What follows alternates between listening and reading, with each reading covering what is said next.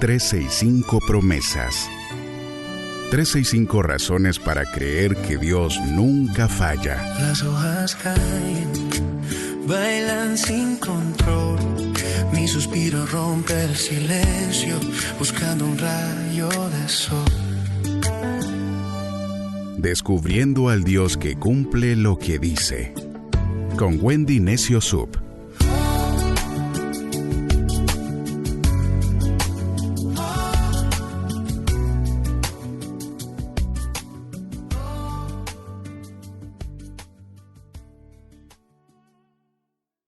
...28 de mayo, promesa 148... la palabra que te sostuvo cuando pensabas rendirte.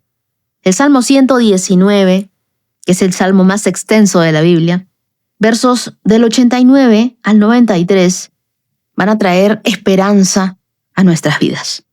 Hay temporadas donde uno no necesita una charla, un mensaje motivacional entero. Solo necesita un pequeño tuit, un pequeño texto, una frase de Dios, algo que le recuerde, todavía hay esperanza. El salmista dice algo demasiado fuerte. Si tus enseñanzas no me hubieran sostenido, ya habría muerto en mi sufrimiento. Y no estaba exagerando, porque hay dolores que sí pueden apagar a una persona por dentro. Hay noches donde el cansancio emocional pesa incluso en lo físico. Hay personas que siguen funcionando por fuera, sí, pero por dentro sienten que se están derrumbando lentamente. Y nadie les pregunta cómo están, cómo se sienten. Ahí es donde entra la Biblia. Porque la Biblia es más que un libro de poesías. La Biblia es algo que constantemente no se comparte en redes. Pero la Biblia es el oxígeno para nuestra alma. Si tu vida y mi vida están sedientas, necesitamos el oxígeno de la Biblia para volverlas a traer a vida. Hoy el salmista nos enseña que hay algo en este mundo que no caduca, algo que no expira, algo que no se cancela. ¿Y sabes qué es todo eso? La palabra de Dios. La palabra fue lo que le salvó la vida al salmista. Versos 89 y 90 del Salmo 119, en la versión Nueva Traducción Viviente, NTV, dice: Tu eterna palabra, oh Señor, se mantiene firme en el cielo. Tu fidelidad se extiende en cada generación y perdura, igual que la tierra que creaste. La Biblia, el mensaje, dice: Lo que dices se cumple, Dios, y permanece tan sujeto como los cielos. Tu verdad nunca pasa de moda. Es tan importante como la tierra cuando sale el sol. Versos 91 y 92. En la NTV dice: Tus ordenanzas siguen siendo verdad hasta el día de hoy, porque todo está al servicio de tus planes. Si tus enseñanzas no me hubieran sostenido con alegría, ya habría muerto en mi sufrimiento.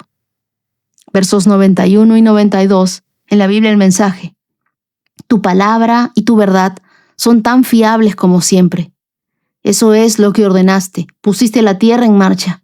Si tu revelación no me hubiera deleitado tanto, me habría rendido cuando llegaron los tiempos difíciles. El verso 93 en la Nueva Traducción Viviente: Jamás olvidaré tus mandamientos, pues por medio de ellos me diste vida. Verso 93 en la Biblia, el mensaje: Y nunca olvidaré el consejo que me diste.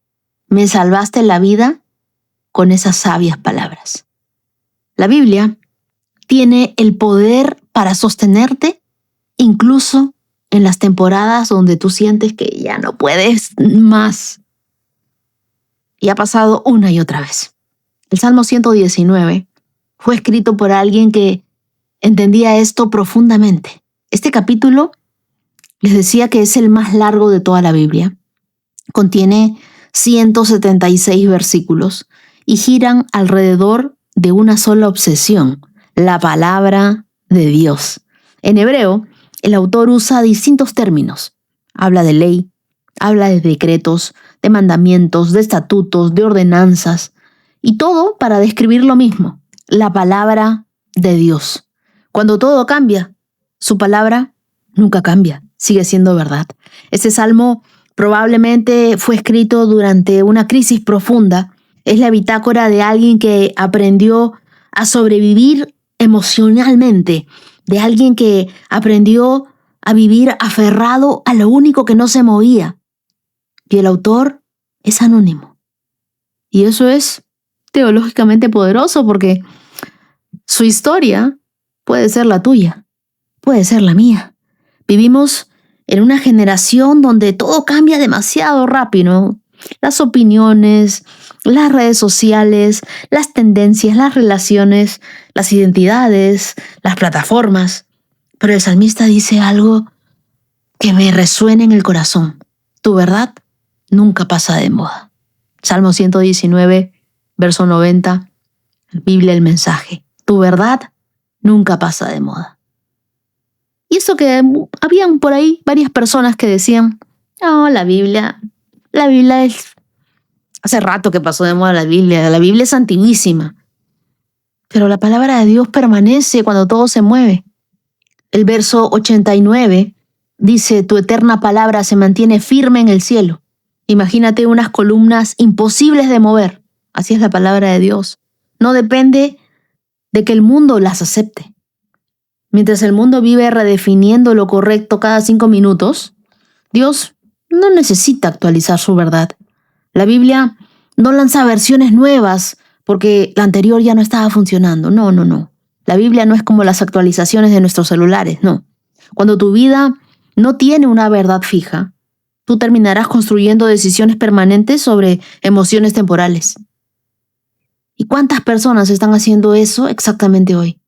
Construyen relaciones desde sus heridas, toman decisiones desde la ansiedad, interpretan su valor desde los likes, definen su identidad según su aprobación humana.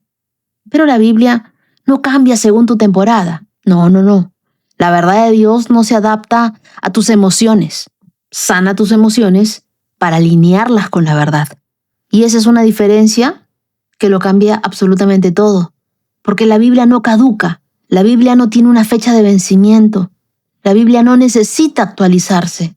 Es una verdad eterna. Es la palabra de Dios para nuestras vidas. Nosotros somos todo lo que la Biblia dice que somos. Y tenemos todo lo que la Biblia dice que tenemos. Así que te pregunto hoy, ¿sobre qué verdad fija estás tomando las decisiones más importantes de tu vida?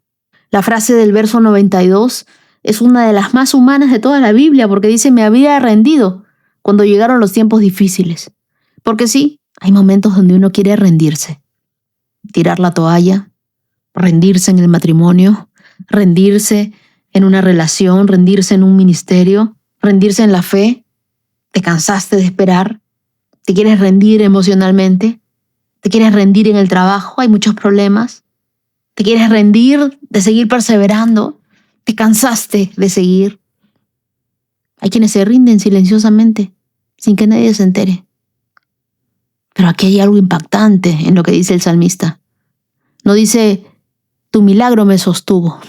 No, dice, tu palabra me sostuvo. Porque muchas veces Dios primero te sostiene y lo hace a través de una palabra. Antes de cambiar tus circunstancias, antes de que tengas que contar un testimonio, te das cuenta de que todo lo que nos sostuvo durante todos estos meses del año, durante todo el año pasado, fue la palabra de Dios. No ha sido otra cosa, ha sido la palabra de Dios. Porque estamos en pie por la palabra de Dios. Porque alguien oró por nosotros. Porque esa palabra se hizo real en nuestras vidas. Porque supiste de alguien que te amaba. Y ese es Dios. Es como cuando Pedro caminó sobre el agua. El milagro no comenzó en el mar. Comenzó cuando Jesús dijo la palabra, ven. Así que una sola palabra de Dios puede sostener más que 1000 opiniones humanas. Las personas no solo necesitan una explicación para su dolor, necesitan esperanza para sobrevivir, para creer que pueden continuar. Yo sé que la Biblia no es un libro de respuestas, no. Es un libro de presencia. Cuando tú la lees, tú sabes que el autor está presente. Yo no sé cómo explicártelo, pero a mí me habla de una forma A ti te habla de otra, a otra persona le habla de otra, a mi mamá le habla de otra, a mis hermanas le habla de otra, a mis amigas le habla de otra. Y todos estamos leyendo y escuchando lo mismo. De repente hay veces que nosotros leemos, no entendemos más, pero estamos siendo sostenidos por alguien más, por el Dios de la Biblia. Una sola palabra de Dios en el momento correcto puede sostenerte más que cualquier otra cosa. Me gustaría que hoy tomes memoria. ¿En qué temporada de tu vida solo una palabra de Dios fue todo lo que te sostuvo? Cuando yo quería renunciar a mi llamado, entregarle a Dios todo, y decirle, Señor, hasta acá, Señor, ya, no puedo más. Estoy cansada. Había algo dentro de mis huesos, como un fuego, que no podía dejarlo. Cuando leía Jeremías, decía, esto es para mí. Cuando leía Romanos 11:29, irrevocables son los dones. Por algo te he dado un don, no me lo puedes devolver, es irrevocable. Decía esto, esa sola palabra me hacía levantarme al día siguiente y continuar. El Señor ha puesto esto en mi vida, sea como sea. Hay quienes me decían, pero ¿cómo es posible que hayas estado en la mañana, en emergencia, tantas horas, y a la noche has grabado la promesa? No es porque yo sea súper fuerte, es por Él, es por su palabra que me levanta. Es cuando la voy leyendo que se van mis miedos, se van mis palabras y comienzan a ser las palabras de Él. Hay palabras que nos matan, sí, pero también hay palabras que nos vuelven a la vida. Nosotros vivimos rodeados de voces. Algunas las escuchamos desde afuera, otras las producimos nosotros mismos desde adentro. Hay quienes escuchan esa voz que dice, ya no puedes, no sirves, se acabó. Te están mintiendo, nunca vas a cambiar. Dios se olvidó de ti. Pero el salmista declara algo con claridad. Jamás olvidaré tus mandamientos, pues por medio de ellos me diste vida. La Biblia no solo informa, la Biblia nos revive, la Biblia nos transforma, la Biblia nos cambia. Somos unas personas cuando comenzamos a leer la Biblia, somos otras personas cuando leemos la Biblia. De repente tú en algún momento me encuentras en la calle, nos conocemos y dirás, ella hablará tal y cual habla en el podcast. No, no es así. Porque cuando el Espíritu Santo toma una vida y cuando uno lee la palabra de Dios, de verdad que se transforma. Yo que no me gusta hablar, hablo, leo, explico, mis miedos se van, siento que fluyo distinto y eso es solo por el poder del Espíritu Santo. Una vez escuché a una de mis autoras favoritas, Priscilla Shirer, decir que el enemigo no pelea tanto tu fe como pelea tu tiempo en la Biblia. Te quiere sacar de tu tiempo en la Biblia, porque sabe que una persona desconectada de la verdad empieza lentamente a creer las mentiras sobre sí misma. Por eso el enemigo pelea tanto tu tiempo con Dios. Porque no sé si te has dado cuenta, ¿no? Pero yo me pongo a leer y siempre hay algo más urgente. La llamada del cliente, el más intenso, el más desesperado, y su problema es más urgente que mi lectura. O uno comienza a leer y aparece algo interesante por hacer, algo más entretenido que abrir la Biblia, seguro. Porque el enemigo constantemente sabe que con esas distracciones nos va teniendo desconectados de la verdad. Y uno empieza lentamente a creer voces equivocadas. Y aquí es donde tenemos que aprender rápidamente a detectar las voces del enemigo. Aquí está la diferencia entre información y transformación. La Biblia no es solo un libro que lees, es una voz que te lee a ti, que conoce tu nombre, que conoce tu historia, que conoce el miedo específico que traes hoy. ¿Qué voz está ganando más espacio en tu vida hoy? ¿La de Dios o la del miedo? El verso 91 dice algo que necesitamos siempre aterrizar en nuestras vidas. Todo está al servicio de tus planes. Todo está al servicio de los planes de Dios. La idea es que toda la creación siga obedeciendo a Dios, pero no de manera mecánica, no en piloto automático, sino de forma relacional. La creación entera todavía responde a la voz que la hizo. El sol sigue saliendo, la tierra sigue girando, el océano sigue respetando sus límites, las estrellas siguen un orden. Ninguna de estas cosas se fue de las manos de Dios. Entonces, hay una pregunta que vale la pena hacerse hoy. ¿Por qué pensarías que tu vida quedó fuera de sus planes? ¿Por qué crees tú que tu historia es la excepción donde Dios perdió el control? Porque hoy no entiendes el proceso. Dios no ha perdido el hilo de tu historia. Cuando tú no entiendas la mano de Dios en una época específica de tu vida, yo te animo a descansar en su corazón, a descansar en su fidelidad, a que aprendas a conocer el carácter de Dios. No tienes que entender cada capítulo de tu vida para que confíes en el autor. Él conoce el final desde el principio. Alguien me escribió y me puso: yo abro la Biblia y no siento nada. ¿Eso es normal? Yo le dije: es completamente normal. Hay temporadas donde no sientes la Biblia, pero la Biblia siempre te va a sentir a ti. Hay momentos donde tú, por más que quieras, no puedes agarrarte de Dios con fuerza. Pero eso no quiere decir que Dios haya dejado de sostenerte. Él te sostiene todos los días. Le compartí este verso del Salmo 119. Y le dije: aunque tú no lo veas, Dios está ahí presente. El verso 92 del Salmo 119 dice: si tus enseñanzas no me hubieran sostenido con alegría, ya habría muerto en mi sufrimiento. La Biblia tiene el poder para sostenerte, incluso en las temporadas donde tú sientes que ya no puedes más. Así que no importa cuán cansado o cansada estés, no importa cuánto hayas llorado, no importa cuánto tiempo lleves esperando, Dios sigue hablando tu vida.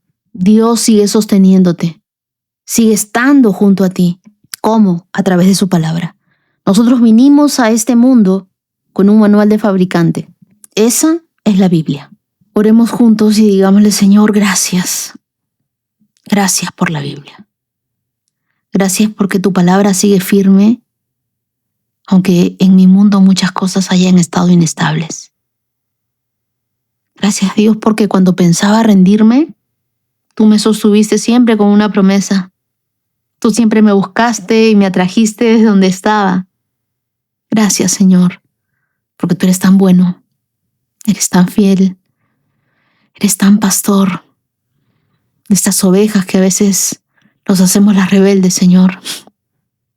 Pero para ti somos tan amadas. Hoy decidimos más creerle a tu voz que a nuestras emociones. Recuérdanos, Señor, que tu fidelidad siempre está con nosotros. Señor, hazle sentir a cada persona que tú los lees cuando ellos leen la Biblia, que tú estás con ellos, que continúan estando en tus planes. Fortalece el corazón cansado. Vuelve el deseo de abrir la Biblia, de leerla, pero no como obligación, sino por necesidad. Que nunca nos olvidemos que con una palabra nos salvaste, nos trajiste a la vida y siempre nos sostienes a través de tu palabra. Oro en el nombre de Jesús. Amén. Y las lecturas que nos acompañan en este día las encontramos en 2 de Samuel capítulo 13, versos del 1 al 39. Juan capítulo 17, versos del 1 al 26.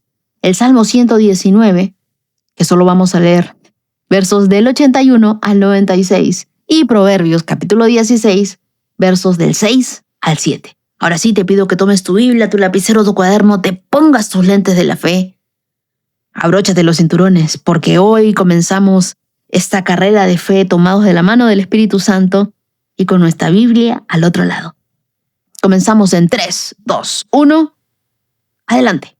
2 de Samuel, capítulo 13. Ahora bien, Absalón, hijo de David, tenía una hermana muy hermosa llamada Tamar, y Amnón, su medio hermano, se enamoró perdidamente de ella. Amnón se obsesionó tanto con Tamar que se enfermó. Ella era virgen, y Amnón pensó que nunca podría poseerla. Pero Amnón tenía un amigo muy astuto, su primo Jonadab, quien era hijo de Simea, hermano de David. Cierto día, Jonadab le dijo a Amnón: ¿cuál es el problema? ¿Por qué debe el hijo del rey verse tan abatido día tras día? Entonces Amnón le dijo: estoy enamorado de Tamar, hermana de mi hermano Absalón. Bien, dijo Jonadab, te diré lo que tienes que hacer. Vuelve a la cama y finge que estás enfermo. Cuando tu padre venga a verte, pídele que le permita a Tamar venir y prepararte algo de comer. Dile que te hará sentir mejor si ella prepara los alimentos en tu presencia y te da de comer con sus propias manos. Entonces Amnón se acostó y fingió estar enfermo. Cuando el rey fue a verlo, Amnón le pidió: por favor, deja que mi hermana Tamar venga y me prepare mi comida preferida, mientras yo observo. Así podré comer de sus manos.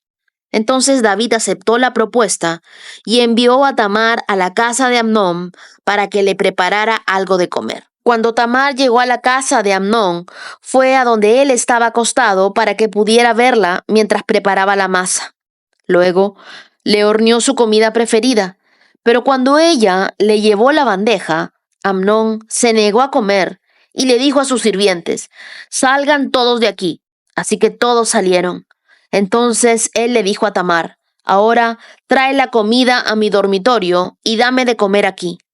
Tamar le llevó su comida preferida, pero cuando ella comenzó a darle de comer, la agarró y le insistió: ven, amada hermana, acuéstate conmigo. No, hermano mío, imploró ella, no seas insensato, no me hagas esto. En Israel no se hace semejante perversidad. ¿A dónde podría ir con mi vergüenza? Y a ti te dirían que eres uno de los necios más grandes de Israel. Por favor, simplemente habla con el rey y él te permitirá casarte conmigo. Pero Amnón no quiso escucharla y como era más fuerte que ella, la violó. De pronto, el amor de Amnón se transformó en odio y la llegó a odiar aún más de lo que la había amado. Vete de aquí, le gruñó. No, no, gritó Tamar. Echarme de aquí ahora es aún peor de lo que ya me has hecho. Pero Amnón no quiso escucharla. Entonces llamó a su sirviente y le ordenó: echa fuera a esta mujer y cierra la puerta detrás de ella. Así que el sirviente la sacó y cerró la puerta detrás de ella. Tamar llevaba puesta una hermosa túnica larga, como era costumbre en esos días para las hijas vírgenes de Israel. Pero entonces ella rasgó su túnica y echó ceniza sobre su cabeza y cubriéndose la cara con las manos, se fue llorando. Su hermano Absalón la vio y le preguntó: ¿es verdad que Amnón ha estado contigo? Bien, hermana mía, quédate callada por ahora, ya que él es tu hermano. No te angusties por eso. Así pues, Tamar vivió como una mujer desconsolada en la casa de su hermano Absalón. Cuando el rey David se enteró de lo que había sucedido, se enojó mucho. Absalón nunca habló de esto con Amnón, sin embargo, lo odió profundamente por lo que le había hecho a su hermana. 2 años después, cuando se esquilaban las ovejas de Absalón en Baal Azor, cerca de Efraín, Absalón invitó a los hijos del rey a una fiesta. Él fue a donde estaba el rey y le dijo: mis esquiladores se encuentran trabajando. ¿Podría el rey y sus siervos venir a celebrar esta ocasión conmigo? Y el rey contestó: no, hijo mío, si fuéramos todos, seríamos mucha carga para ti. Entonces Absalón insistió, pero aún así el rey dijo que no iría, aunque le dio su bendición. Bien, le dijo el rey, si no puedes ir, ¿por qué no envías a mi hermano Amnón con nosotros? ¿Por qué Amnón?, preguntó el rey.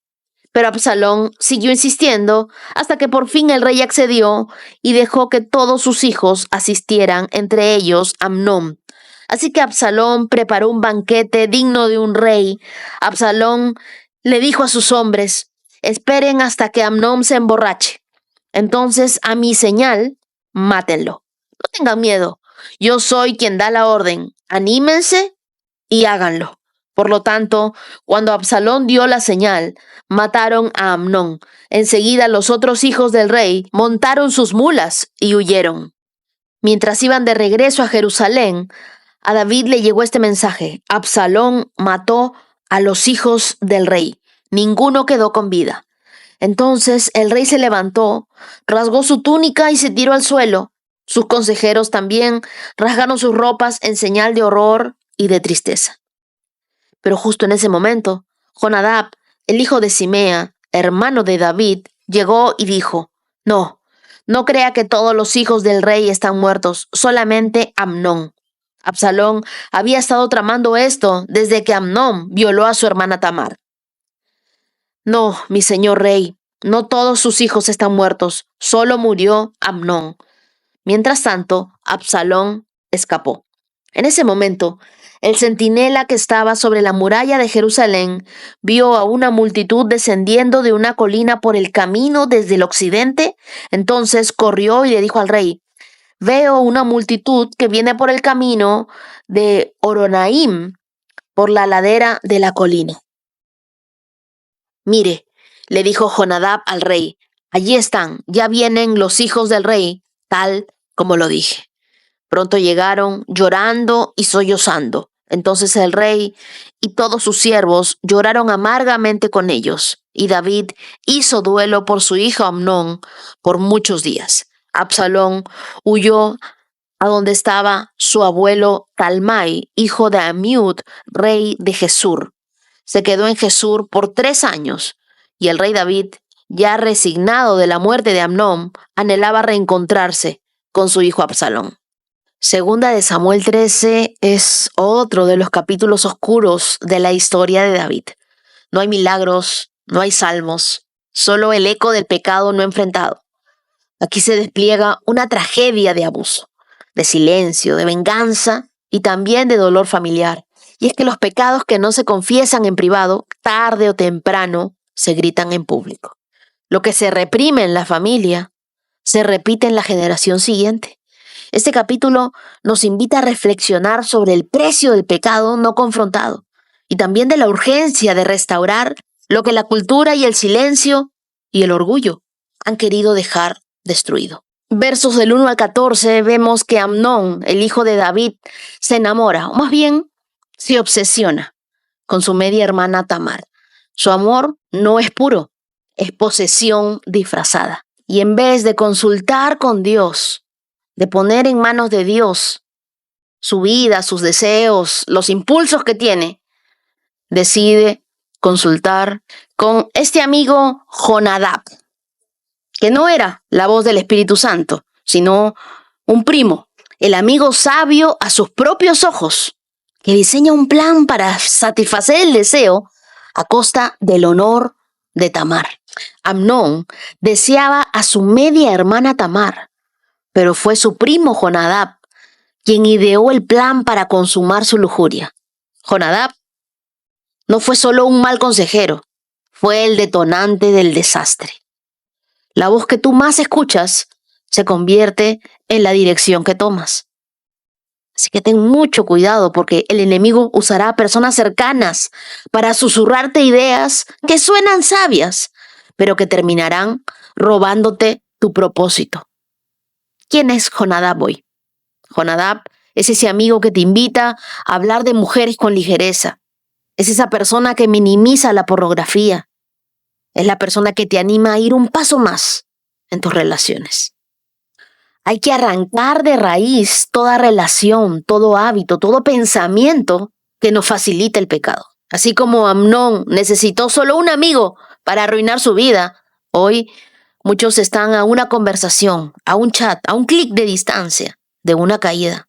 Ten mucho cuidado. Jonadab fue esa voz cómplice el tipo de amigo que no te frena, sino que te empuja al abismo. La Biblia no se equivoca cuando dice que las malas compañías corrompen las buenas costumbres. En 1 Corintios capítulo 15, verso 33. Tu futuro se construye sobre las decisiones que tomas, y esas decisiones suelen nacer del consejo de quienes te rodean. John Maxwell dice, muéstrame tus amigos y te mostraré tu destino. Te pregunto, ¿y si eso que llamas amor es solo obsesión? Amnón deseaba a Tamar, pero deseaba como quien arranca una flor para olerla un rato y luego tirarla. Lo suyo no era amor, lo suyo era obsesión. La Biblia dice en el verso 1 que estaba perdidamente enamorado de ella. Pero en el verso 15, después de acostarse con ella, la Biblia nos dice que la odió más de lo que la había amado. ¿Por qué? Porque el deseo sin amor convierte a las personas en objetos. El deseo toma, el amor da. El deseo exige pruebas, el amor espera el momento correcto. El deseo destruye, el amor protege. El deseo se mueve por emociones, el amor por decisiones. Aquí el problema no solo fue la atracción, fue la falta de dominio propio. Tú puedes sentir atracción por muchas personas, pero eso no te puede llevar a pecar. Cuando tú no sabes el propósito de algo, abusarás de ello. Y Amnón no entendía el propósito del amor ni de su autoridad como príncipe. Él abusó de su poder, abusó de la confianza y abusó de su cuerpo. ¿A quién estás escuchando tú? ¿A tu carne que va a gritar más fuerte que tu conciencia? La voz que alimentes dominará tus decisiones. Examina tu círculo íntimo. ¿Te acercan más a tus impulsos o a tus convicciones? La historia de Amnón y Tamar se repite cada vez que una persona usa a otra para llenar su vacío. Pone expectativas en una relación que solo Dios puede satisfacer. Y cuando no recibe lo que esperaba, culpa, se aleja o hiere. Cuando nosotros hacemos ídolos de las personas, terminamos odiándolas por no ser Dios. El sexo nunca es una prueba de amor. Es la recompensa del compromiso. Dar sexo en cualquier momento no requiere sacrificio. Reservarlo hasta el momento correcto implica el dominio propio más profundo. Ahora hasta aquí quiero recordarte que leíamos ayer en 2 de Samuel capítulo 12. Natán le dice a David lo que sucederá con su familia. Dice, haré que tu propia familia se rebele en tu contra. Ante tus propios ojos daré tus mujeres a otro hombre y él se acostará con ellas a la vista de todos. Lo que tú hiciste en secreto, yo haré que suceda abiertamente a la vista de todo Israel. Y dice que la familia de David viviría bajo espada. Y esto lo vimos ayer en 2 de Samuel 12, versos del 10 al 12.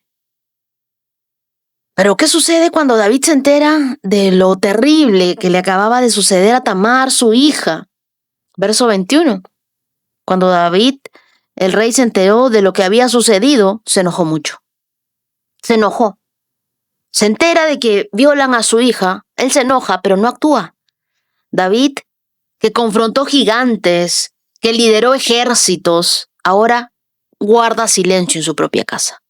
Posiblemente porque se sentía moralmente descalificado por su pecado con Betsabé. Sin embargo, la culpa no es excusa para la pasividad. El silencio ante la injusticia es complicidad disfrazada de prudencia. Si tú eres padre, líder, madre, mentor, habla, por favor. La corrección a tiempo puede evitar tragedias. Si sabes de una injusticia, de un abuso, ora por sabiduría, pero no calles. Actúa con verdad y ayuda a sanar con gracia. No te quedes mudo. Absalón, hermano de Tamar, guarda silencio por 2 años. No busca justicia, espera el momento para la venganza.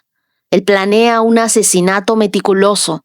La venganza no sana lo que el perdón no ha tocado. Y aquí quiero darte una advertencia. El corazón que no sana se vuelve letal. La ofensa no sanada es una trampa más efectiva del enemigo para destruir relaciones y futuros. Y voy a dejarte una tarea. Si a ti te han herido, si te sientes ofendido por algo, si tienes una herida profunda en tu corazón, escribe una carta a quien te ha herido. No necesitas enviarla, pero deja que el perdón empiece a hacer su obra en ti. Tampoco necesitas perdonarlo. Pídele al Espíritu Santo que Él sea tu consuelo, tu sanador.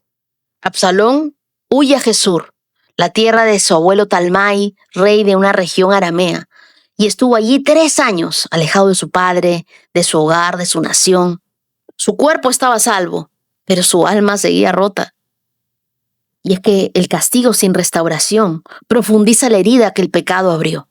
Dios no solo quiere salvarte del infierno, Él quiere sanarte del infierno que viviste. ¿Qué relaciones hoy están rotas por el pecado? ¿Cuánto tiempo más vas a vivir en Gesur? Cuando Dios quiere restaurarte, Dios no quiere que tú vivas alejado. Dios quiere sanarte. Yo creo que este capítulo es un espejo incómodo de nuestras familias, iglesias, sociedades.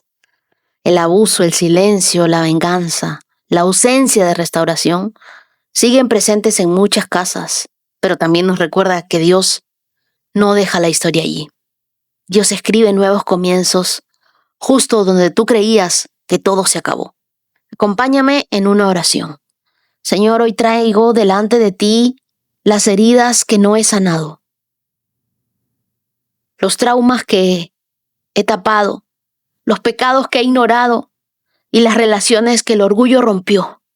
Enséñame a no callar cuando debo hablar, a sanar en lugar de vengarme, a liderar con verdad aunque me duela.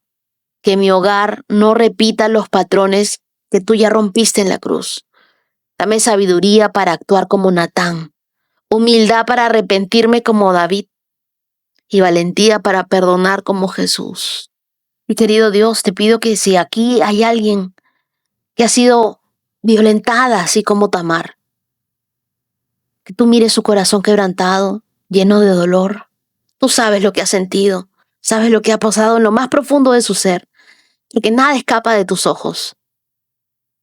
Y tú dices en la Biblia, Dios, que tú estás cerca de los quebrantados de corazón. Dios, tú eres un Dios de justicia, de misericordia. Pido que abraces a todas las personas que han sido violentadas. Que tu Espíritu Santo les recuerde que su dignidad no ha sido robada, que son valiosos, que tú los amas, que ninguna herida, por más profunda que sea, está fuera de tu poder sanador. Puedes sanarlos hoy. Dale descanso en sus pensamientos. Calma sus noches de dolor. Consuélalos en su llanto. Sana no solo su cuerpo, también su mente. Sana sus recuerdos. Restaura su identidad, su confianza.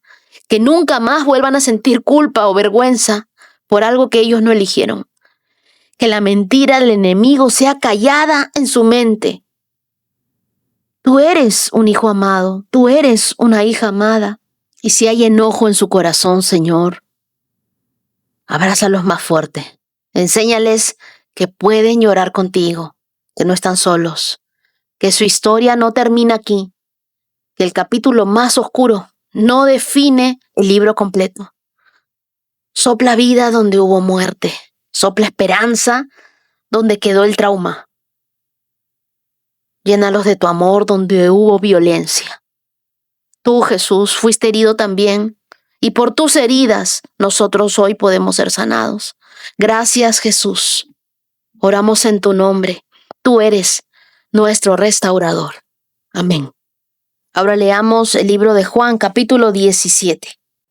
Después de decir todas esas cosas, Jesús miró al cielo y dijo: Padre, ha llegado la hora. Glorifica a tu Hijo, para que Él, a su vez, te dé la gloria a ti. Pues le has dado a tu Hijo autoridad sobre todo ser humano. Él da vida eterna a cada uno de los que tú le has enviado. Y la manera de tener vida eterna es conocerte a ti, el único Dios verdadero, y a Jesucristo, a quien tú enviaste a la tierra. Yo te di gloria aquí en la tierra al terminar la obra que me encargaste. Ahora, Padre, llévame a la gloria que compartíamos antes de que comenzara el mundo. Te he dado a conocer a los que me diste de este mundo. Siempre fueron tuyos, tú me los diste, y ellos han obedecido tu palabra. Ahora saben que todo lo que tengo es regalo que proviene de ti, porque les he transmitido el mensaje que me diste. Ellos aceptaron el mensaje y saben que proviene de ti y han creído que tú me enviaste.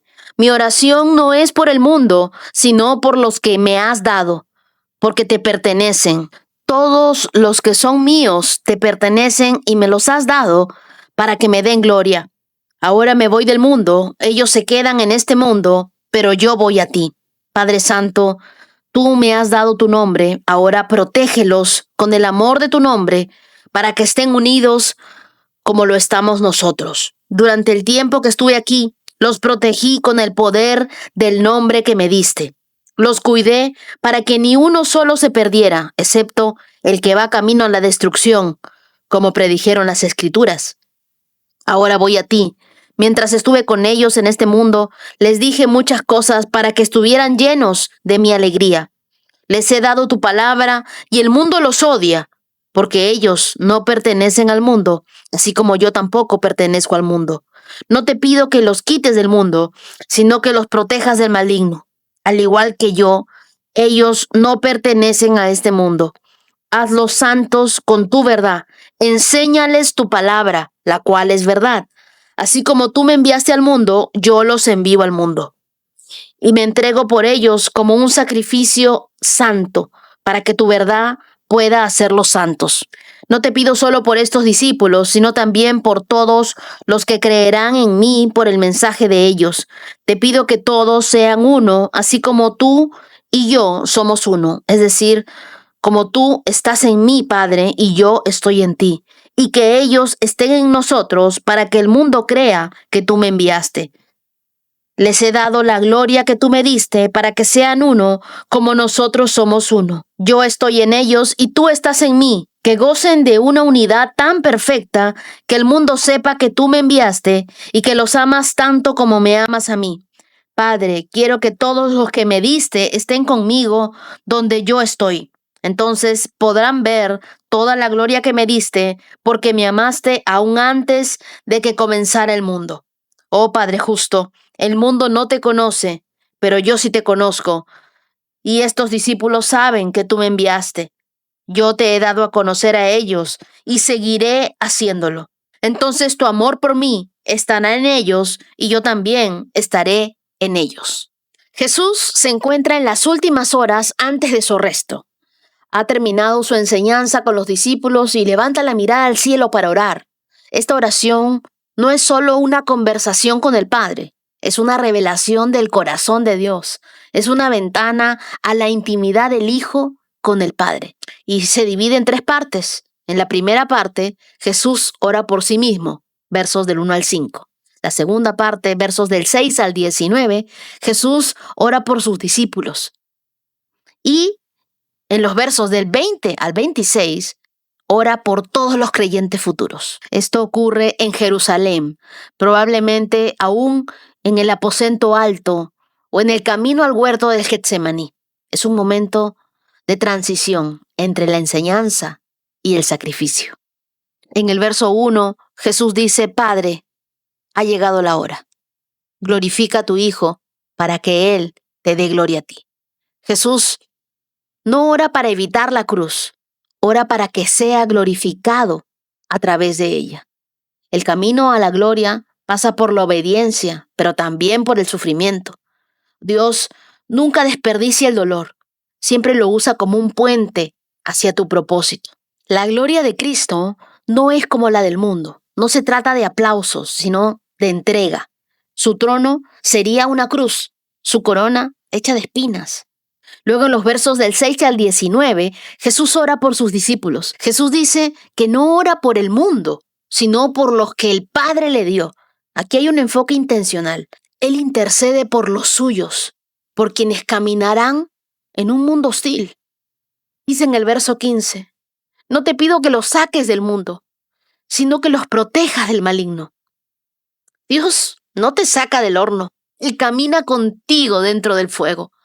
Tú y yo no estamos solos. Jesús ora por protección, ora por santificación, ora por la misión que tú y yo tenemos. No estamos solos en el mundo, pero sí hemos sido enviados al mundo. Nuestra identidad está en el cielo, pero nuestra tarea está aquí en la tierra.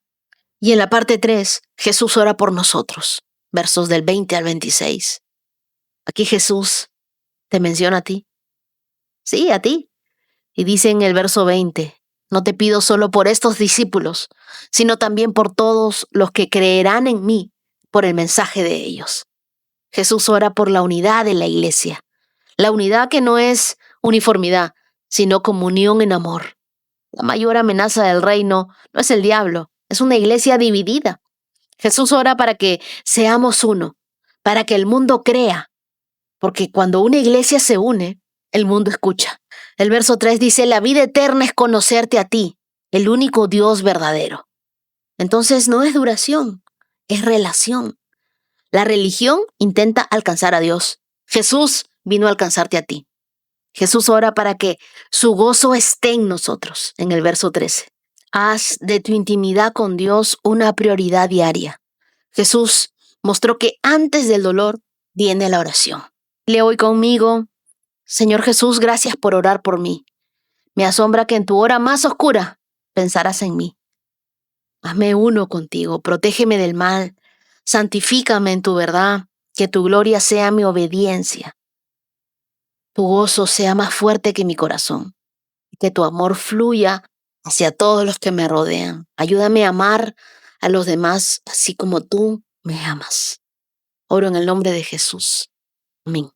Salmo 119, verso 81. Estoy agotado de tanto esperar a que me rescates, pero he puesto mi esperanza en tu palabra. Mis ojos se esfuerzan por ver cumplidas tus promesas. ¿Cuándo me consolarás?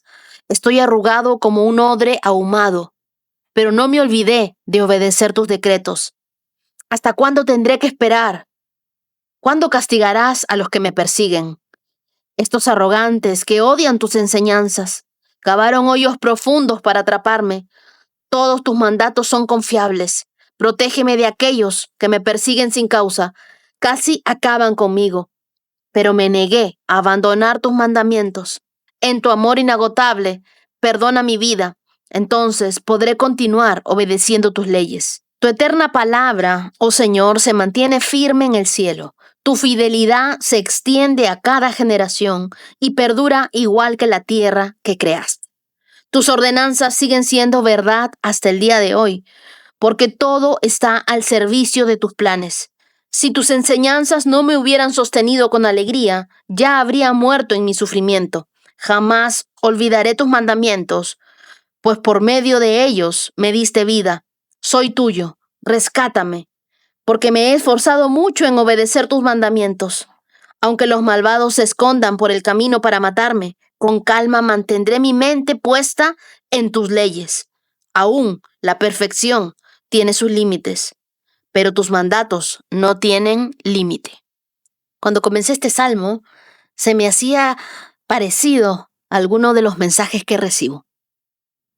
Algunos que dicen, estoy agotado de esperar que se cumpla la promesa de Dios. Ya me cansé de orar, de tanto esperar, y aún no veo ese milagro cumplido en mi vida. Mira lo que dice el verso 81. Estoy agotado de tanto esperar a que me rescates, pues he puesto mi esperanza en tu palabra. El autor llega al límite. Su alma estaba desgastada. La frase estoy agotado se traduce como estoy consumido, ya me cansé. Implica que ha estado esperando de una forma intensa, casi terminal.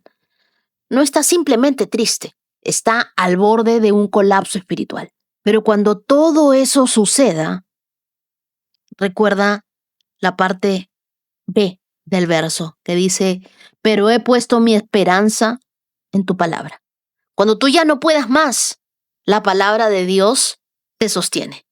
Hay días en que tú ya no das más, Pero incluso cuando tus fuerzas se acaban, la palabra de Dios sigue firme. Allí es donde la fe encuentra su verdadero significado.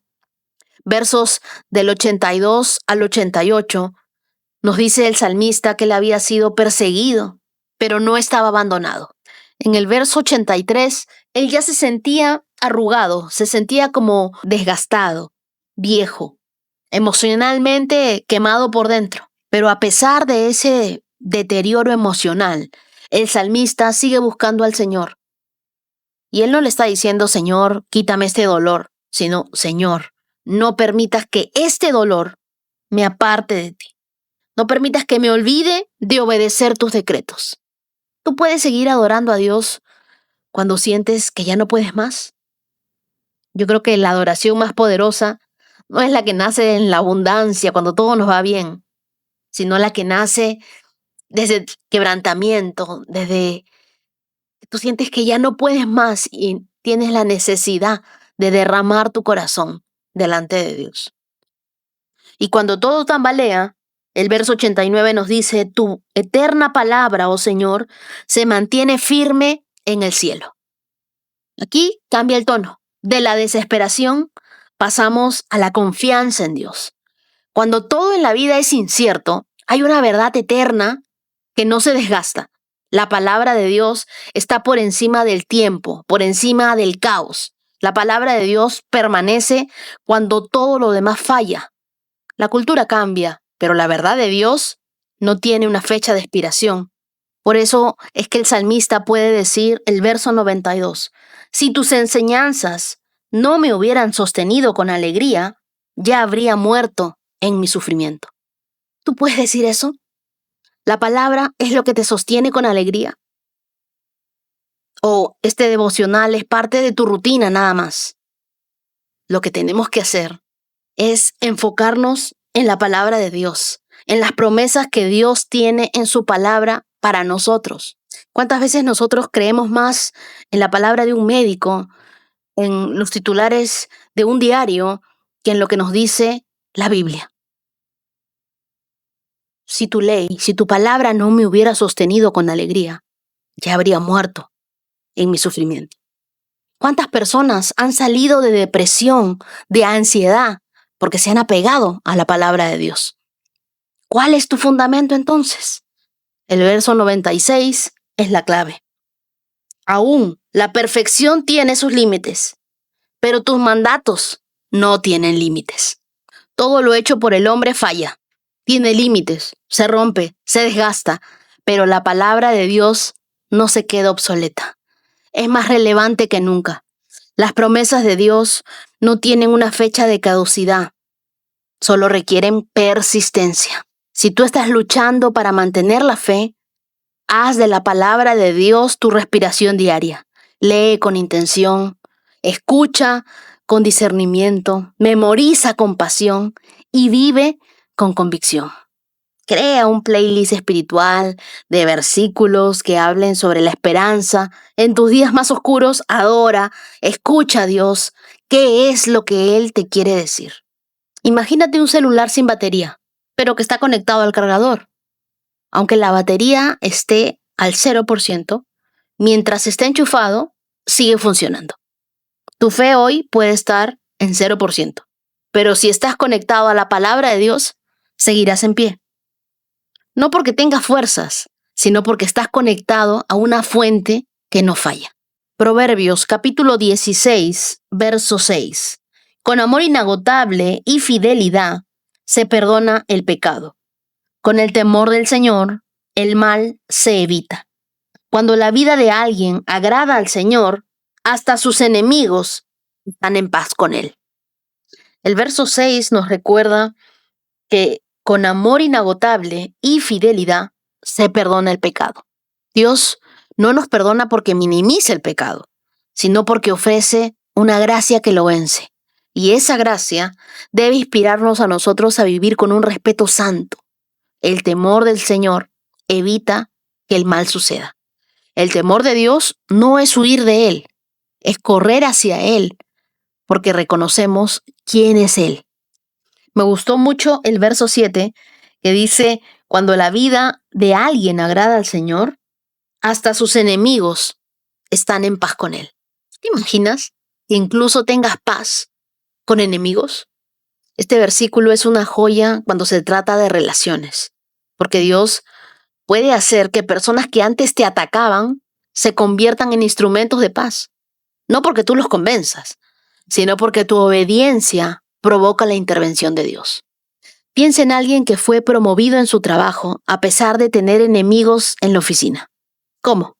Porque su integridad era tan evidente que incluso sus adversarios no podían negarla. Eso hace Dios cuando tú decides agradarle primero a Él. Tal vez piensas, ¿cómo puedo agradar a Dios si sigo luchando con debilidades? Este proverbio no habla de perfección, sino de una vida intencionalmente guiada por el temor reverente al Señor, el deseo de hacer lo correcto, incluso cuando es difícil. Una vez escuché decir que el temor a Dios es vivir de tal forma que su opinión pese más que cualquier otra. ¿Vivamos así? Y ahora te invito a escuchar el testimonio de Gina Córdoba desde Colombia. Wendy, desde el 2024 yo había decidido no laborar más desde la parte como psicóloga social. Siento que en ese momento pues hubiese parecido que todas las puertas se cerraban. Pero detrás de esto había un mensaje, Wendy, y era que Dios quería que yo tomara acción en una formación que había realizado como terapeuta y comenzar a ayudar a muchas personas a servir desde esta práctica terapéutica clínica y fue algo maravilloso. En esto abrí el proceso de consulta, creí en la independencia y lo fui haciendo en este proceso. Fui visionando un centro de bienestar, porque solamente no quería brindar la consulta, sino que quería hacer este proceso educativo preventivo con las personas para el cuidado de su salud mental y emocional. Y en mí se gestó en mi mente un proyecto muy bonito. En eso, Wendy, pues tenía el proyecto, tenía conocimiento, pero no tenía dinero. Durante estos años, hasta el 2026, pues Dios siempre me sostuvo. No hubo un día que tuviera necesidad. Siempre estuvo el alimento, siempre estuvo mi sustento. Y nunca lo vi así, Wendy. En enero tuve la oportunidad de hablar con mi amiga Maylin y conocí este podcast, nuestro podcast, y comencé a llevarlo, a escribir, llevé cada día. Y era hermoso y sabía y reconocía que Dios solo quería un primer lugar en mi vida, quería mi amor, quería mi atención, que Dios quería de mí un corazón dispuesto, Wendy. En esto, finalizando enero, me dan la oportunidad de un momento laboral, pues por un mes que estuvo muy bien remunerado. Me sentí muy contenta, agradecida, y cuando todo, pues ya finales de marzo, que todo iba terminando, mi hijo lo seleccionan para jugar un torneo nacional de fútbol, y yo, Dios, pero ¿cómo voy a hacer para que mi hijo viaje todos los fines de semana? Y era como, no te preocupes. En eso, Wendy, me aferré a esos regalos que tenía el mes de abril, me aferré a Dios tanto que le hablaba en todo momento, y para mí abril ha sido regalo tras regalo, Wendy. Mira, en ese momento me llaman y me dicen el 1 de abril que me presente, porque en esto yo le decía a Dios, por favor, dame un trabajo. Yo vuelvo al trabajo convencional, dame un trabajo en el que me permita tener mis gastos básicos y lo de los viajes de mi hijo seguro, Dios. Pero que este trabajo tenga una flexibilidad para que me permita poder seguir brindando mi atención de manera particular y ir siguiendo construyendo, pues desde la consulta, lo que esté generando para poder ahorrar, para mirar ese centro de bienestar que tanto quiero. Y en eso decía, Dios mío, utiliza mi mente, utiliza mis conocimientos, utiliza mi profesión, Señor. ¿Y cuáles son esas personas, padres, que elígeme, que yo sea el canal, Señor, pero que la gloria sea para ti, Dios, y poder llegar a estas personas y ayudarles en estos procesos de ansiedad, en estos procesos de depresión. Y Wendy, mira que en todo esto, wow, se manifestó. El 1 de abril me llamaron para que me presentara, él me presentara el 6 de abril, y en mi encargo como psicóloga en la parte social, pues en la que ya anteriormente había trabajado, y con un salario de tanto que era justamente lo que cubría mis gastos básicos y la mitad, pues, de los viajes de mi hijo. No solo eso, mi hijo para ese fin de semana ganó el torneo Caribe. Entonces, imaginas qué alegría tras otra alegría. Ese mismo 1 de abril, el equipo tuvo esa victoria. El mismo 1 de abril vino una persona que estaba en otro país y yo tenía, Dios, tanta anhelo de verlo. Para mí fue un regalo que llegara esa persona. Y pasados los días, como tuve que parar la consulta, luego dije, Dios, ¿cómo voy a hacer para ahora? Viene el mes del arriendo, viene lo de la comida, lo de mis cosas básicas y tengo que esperar hasta fin de mes. O sea, en lo que iba de abril, cualquier día, una tía muy especial me llama y me dice, Sobri, ¿cómo estás? Mira, ven a visitarme. Llegué y me dijo, mira, aquí está esta tarjeta de crédito. Utilízala y asegúrate de hacer los pagos y mira, aquí está. Y yo, wow, Dios, tú eres maravilloso. Wendy, en todo esto Dios se ha manifestado de una manera tan increíble. Mira, cuando recibí el cargo, en ese momento tenía todo lo estaba recibiendo muy desordenado. Me gusta ser muy ordenada. Imaginas mi mente, en ese momento solo pude cerrar los ojos, orar a Dios y decir, Dios mío, dame discernimiento, cómo yo puedo ordenar esto. Y coloqué una alabanza. Wendy pudo ordenarlo de una manera tan maravillosa que yo me reía, hablaba con él, le decía, eres poderoso, hasta en las cosas mínimas te manifiestas en mi vida. Y bueno, Wendy, aquí estoy pidiéndole a él que sea mi socio para mi centro de bienestar, que pues como lo ven mis ojos, mis ojos humanos podrían decir que no, que es un imposible, pero como mi fe, mi corazón y mi Dios todopoderoso, le pido a él que sea algo de los dos. Wow, mi querida Gina, qué hermoso testimonio. Me emociona mucho saber cómo Dios no solo te ha ido sosteniendo, sino también te ha formado, te ha ordenado, te ha encaminado hacia un propósito mayor. Tú pensaste que una puerta se cerraba, pero Dios estaba redireccionando tu vida. A veces Dios no nos quita algo para dejarnos vacíos, sino para ponernos en el lugar correcto, con la visión correcta y con el corazón rendido a Él. Yo creo que este centro de bienestar nació primero en el corazón de Dios antes de nacer en el tuyo. Así que tú sigue preparándote, sigue orando, sigue administrando todo bien y siempre ponlo a Dios como tu socio mayoritario. Porque cuando Dios es el socio principal de tu sueño, ese sueño no solo prospera, sino que también bendice, sana y levanta a otros. Te regalo Proverbios 16, verso 3, que dice, pon todo lo que hagas en manos del Señor y tus planes tendrán éxito. Gina, que Dios bendiga tus manos, tu mente, tu profesión, tu hijo, tus proyectos y ese centro de bienestar que estás soñando con Él. Y ahora quiero agradecer a los corazones generosos íntimos de esta hermosa comunidad y quiero comenzar agradeciendo a la empresa Pharmacy Elite México. También muchísimas gracias a eBooks S.A. Y de todo corazón bendigo a cada una de las empresas que constantemente son parte de los corazones generosos. También muchas gracias a Verónica González a través del canal de YouTube. Gracias a Claudia Morán, a Martín Flores y a Irene Hulum. Y a ustedes, queridos, quiero regalarles el Salmo 17, versos del 6 al 7 en la Biblia, el mensaje que dice, te llamo Dios, porque estoy seguro de que contestarás. Así que responde, inclina tu oído, escucha con atención, pinta letreros de gracia en las vallas, acoge a tus niños asustados que huyen de los matones del barrio en dirección a ti.